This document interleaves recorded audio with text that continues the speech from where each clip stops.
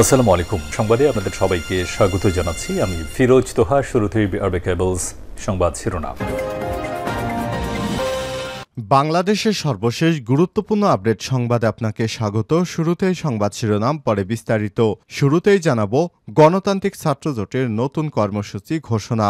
জুলাই গণ অভ্যুত্থানে সংগঠিত গণহত্যার বিচার, শহীদ পরিবারগুলোকে আর্থিক সহায়তা প্রদান এবং আহতদের চিকিৎসা ও পুনর্বাসন, ছাত্র সংসদ নির্বাচন চালু, গার্মেন্টস শ্রমিকদের ন্যায্য দাবি মেনে নেওয়া এবং রিকশা চালকদের উপর সংগঠিত হয়রানি বন্ধের দাবিতে পদযাত্রা ও সমাবেশ কর্মসূচির ডাক দিয়েছে বামপন্থী ছাত্র সংগঠনগুলোর মোর্চা গণতান্ত্রিক ছাত্রজোট। এরপর জানাবো ভারতে পালানোর সময় গাজীপুরের সাবেক ভারপ্রাপ্ত মেয়র কিরণ গ্রেপ্তার। অবৈধভাবে ভারতে পালানোর সময় যশোরের শসা সীমান্ত থেকে গাজীপুর সিটি কর্পোরেশনের সাবেক ভারপ্রাপ্ত মেয়র ও মহানগর আওয়ামী লীগের সহসভাপতি আসাদুর রহমান কিরণকে গ্রেপ্তার করেছে border guard of Bangladesh BGB. এদিকে সারদায় প্রশিক্ষণরত আরও ৩ এসআই বরখাস্ত। শৃঙ্খলা ভঙ্গের দায়ে রাজশাহীর সারদায় বাংলাদেশ পুলিশ একাডেমিতে প্রশিক্ষণরত আরও ৩ শিক্ষানবিশ উপপরিদর্শক এসআইকে চাকুরি থেকে বরখাস্ত করা হয়েছে। এদিকে কোনো ব্যাংকই বন্ধ করা হবে না বললেন অর্থ উপদেষ্টা। বাংলাদেশের কোনো ব্যাংকই বন্ধ করা হবে না জানিয়েছেন অর্থ উপদেষ্টা সালেউদ্দিন আহমেদ। মঙ্গলবার ১৯ নভেম্বর সচিবালয়ে অর্থ মন্ত্রণালয়ে আয়োজিত এক সংবাদ সম্মেলনে সব কথা জানান তিনি। জানাবো আলুর মজুতে অভিযান চালাতে ভোক্তা অধিদপ্তরকে সিসিএস-এর আলটিমেটাম। সব কোল্ড স্টোরেজে আলুর মজুত রয়েছে, সেগুলোতে অভিযান চালানোর জন্য জাতীয় ভোক্তা অধিকার সংরক্ষণ অধিদপ্তরকে ৩ দিনের আলটিমেটাম দিয়েছে বেসরকারি ভোক্তা অধিকার সংরক্ষণ কনসাস কনজুমার্স সোসাইটি সিএসএস এর যুব শাখা কনজুমার ইউথ বাংলাদেশ সিওআইবি এর স্বেচ্ছাসেবীরা। এবং সর্বশেষ জানাবো শিক্ষার্থী তপু হত্যা মামলায় ৩ আসামির মৃত্যুদণ্ড। অপহরণের পর শ্বাসরোধ করে হত্যার মামলায় ৩ আসামির মৃত্যুদণ্ডের রায় ঘোষণা করেছে ট্রাইব্যুনাল। আজ ১৯ নভেম্বর ঢাকার ৩ নম্বর দ্রুত বিচার ট্রাইব্যুনালের বিচারক মাসুদ করিম রায় ঘোষণা করেন। দণ্ডিতরা হলেন আরিফুল ইসলাম মোহাম্মদ, ইমরান হোসেন মোহাম্মদ, ইয়ামিন মোল্লা। ২০২২ সালে ২ জানুয়ারি তপুর চাচা দারুসালাম থানায় তপুর নিখোঁজ হওয়ার একটি জিডি করেন। প্রিয় দর্শক, এতক্ষণ শুনছিলেন সংবাদ শিরোনাম, এবারে বিস্তারিত। তবে তার আগে বন্ধুরা অনুরোধ থাকবে সংবাদটিতে একটি লাইক দিন। এই চ্যানেলে আপনি নতুন হয়ে থাকলে আমাদের সংবাদটি দেখতে দেখতে চ্যানেলটি সাবস্ক্রাইব করে রাখুন। কমেন্ট করে আপনার মূল্যবান মতামত জানিয়ে দিন বন্ধুরা, আপনি বিশ্বের কোন দেশ থেকে বা বাংলাদেশের কোন স্থান থেকে আমাদের এই সংবাদটি দেখছেন এবং শুনছেন। এবারে বিস্তারিত। গণতান্ত্রিক ছাত্রজোটের নতুন কর্মসূচি। জুলাই গণ অভ্যুত্থানে সংগঠিত গণহত্যার বিচার, শহীদ পরিবারগুলোকে আর্থিক সহায়তা প্রদান, আহতদের চিকিৎসা এবং পুনর্বাসন ও ছাত্র সংসদ নির্বাচন চালু, গার্মেন্ট শ্রমিকদের ন্যায্য দাবি মেনে নেওয়া এবং রিকশা চালকদের উপর সংগঠিত হয়রানি বন্ধের দাবিতে পদযাত্রা ও সমাবেশ কর্মসূচির ডাক দিয়েছে বামপন্থী ছাত্র সংগঠন মোর্চা গণতান্ত্রিক ছাত্রজোট। মঙ্গলবার ১৯ নভেম্বর দুপুর ১২টার দিকে ঢাকা বিশ্ববিদ্যালয় মধুর ক্যান্টিনে আয়োজিত এক সংবাদ সম্মেলনে লিখিতভাবে বক্তব্যের মাধ্যমে এই কর্মসূচি ঘোষণা করেন জোটের সমন্বয়ক সমাজতান্ত্রিক ছাত্র ফ্রন্টের সভাপতি সালমান সিদ্দিকী। বিপ্লবী ছাত্র মৈত্রীর সভাপতি দিলীপ রায় অনুষ্ঠান সঞ্চালনা করেন। আগামী ২৭ নভেম্বর দুপুর ১২টায় ঢাকা বিশ্ববিদ্যালয়ের রাজু ভাস্কর্যের পাদদেশ থেকে জগন্নাথ বিশ্ববিদ্যালয়ের বাহাদুর শাহ পার্ক পর্যন্ত ৫ দফা দাবিতে পদযাত্রা ও সমাবেশ কর্মসূচি পালন করবে জোটটি। সংবাদ সম্মেলনে ঘোষিত কর্মসূচির পেছনে ৬ দফা দাবির কথা জানানো হয়। দাবিগুলো হলো অবিলম্বে গণহত্যায় জড়িতদের বিচার, শহীদ পরিবারগুলোকে আর্থিক সহযোগিতা, আহতদের সুচিকিৎসা এবং পুনর্বাসনের ব্যবস্থা করতে হবে এবং ছাত্র রাজনীতি নিষিদ্ধের পায়তারা বন্ধ ও অবিলম্বে ছাত্র সংসদ নির্বাচন দিতে হবে। দ্রব্যমূল্যের ঊর্ধ্বগতি নিয়ন্ত্রণ, নিম্নআয়ের মানুষের জন্য আর্মি রেটে রেশন চালু, সিন্ডিকেট এবং বড় বড় ব্যবসায়ীদের দৌরাত্ম্য নিয়ন্ত্রণে রাষ্ট্রীয় বাণিজ্য চালু করতে হবে। শ্রমিক আন্দোলনে পুলিশি হামলা বন্ধ, গার্মেন্টস শ্রমিকদের বকেয়া বেতন পরিশোধ এবং গার্মেন্টস শ্রমিক হত্যার বিচার করতে হবে। পুনর্বাসন ছাড়া রিকশা শ্রমিকদের হয়রানি করা বন্ধ করতে হবে।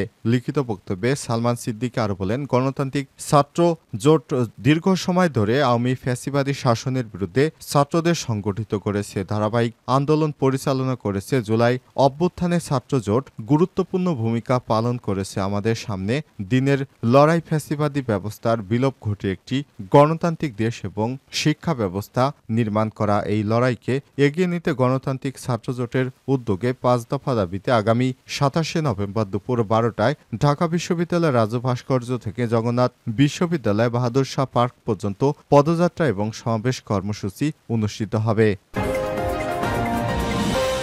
পালানোর সময় গাজীপুরের সাবেক ভারপ্রাপ্ত মেয়র কিরণ গ্রেপ্তার। অবৈধভাবে ভারতে পালানোর সময় যশোরের শাসা সীমান্ত থেকে গাজীপুর সিটি কর্পোরেশনের সাবেক ভারপ্রাপ্ত মেয়র ও মহানগর আওয়ামী লীগের সহসভাপতি আসাদুজ্জামান কিরণকে গ্রেপ্তার করেছে border guard of Bangladesh BGB. মঙ্গলবার 19 নভেম্বর সকালে বিজিবি সূত্র থেকে সব তথ্য জানা গেছে। এর আগে সোমবার 18 নভেম্বর রাতে যশোরের শসা উপজেলার শিকারপুর সীমান্ত দিয়ে পালানোর সময় তাকে গ্রেপ্তার করা হয়। বৈষম্যবিরোধী ছাত্র আন্দোলনে নিহত নিরীহ ছাত্র জনতার উপর গুলি ও হত্যার অভিযোগে গাজীপুর ও রাজধানীর উত্তরা থানা একাধিক মামলার এজাহারভুক্ত আসামি কিরণ। তিনি গাজীপুর সিটি কর্পোরেশনের 43 নম্বর ওয়ার্ডের কাউন্সিলর হিসেবে 5 বার নির্বাচিত হয়েছেন। 2021 সালের গাজীপুর সিটি কর্পোরেশনের মেয়র মোহাম্মদ জাহাঙ্গীর আলমকে সাময়িক বরখাস্ত করার পর ভারপ্রাপ্ত মেয়র হিসেবে দায়িত্ব পান আসাদুর রহমান কিরণ। এর আগে 2013 সালে প্রথম সিটি নির্বাচনের পর অধ্যাপক এম এ মান্নান কারাগারে থাকাকালীন 2.5 বছর ভারপ্রাপ্ত মেয়রের দায়িত্ব পালন করেছিলেন তিনি। সারদায় প্রশিক্ষণরত আরও 3 এসআইর বরখাস্ত।